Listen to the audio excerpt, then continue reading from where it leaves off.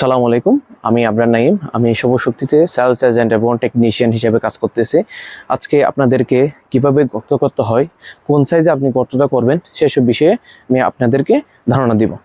আসলে আমরা কাস্টমারদেরকে ফোনে বলে থাকি প্রস্থটা হচ্ছে কি 7 ফিট আর গভীরতা হচ্ছে কি 4 ফিট বাই 4.5 ফিট।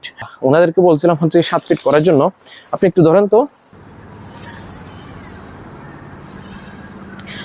আসলে ওনাদেরকে বলা হয়েছিল 7 ফিট গর্তটা করার জন্য। ওনারা যদি 7 ফিট যদি করে তাহলে এতটুকু আপনারা দেখতে পাচ্ছেন, এতটুকু করার প্রয়োজন।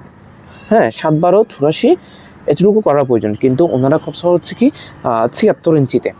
কারণ ওনাদেরকে যখন আমি জিজ্ঞেস করলাম তখন ওনারা বলল হচ্ছে কি আমরা যে ট্যাঙ্কির সাইজটা আছে ওই সাইজ অনুযায়ী গর্তটা করছে।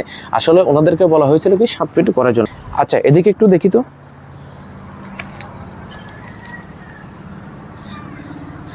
সেম এটার মধ্যেও করা হয়েছে কি 75।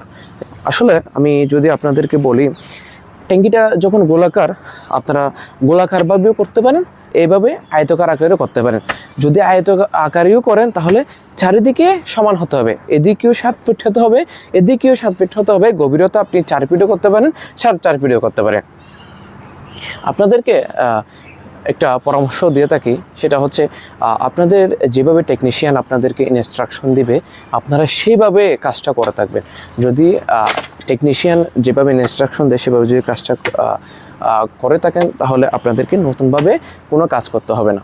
আর টেকনিশিয়ানও এসে খুব অল্প সময়ের মধ্যে এই বায়োডিজাস্টারটা স্থাপন করে চলে যেতে পারবে। দেখুন, ওনাদেরকে কিন্তু আবার নতুনভাবে কাজ করতে হচ্ছে, কারণ হচ্ছে কি ওনাদেরকে যেভাবে ইনস্ট্রাকশন দিয়েছিলাম সেভাবে ওনারা কাজটা করে নাই।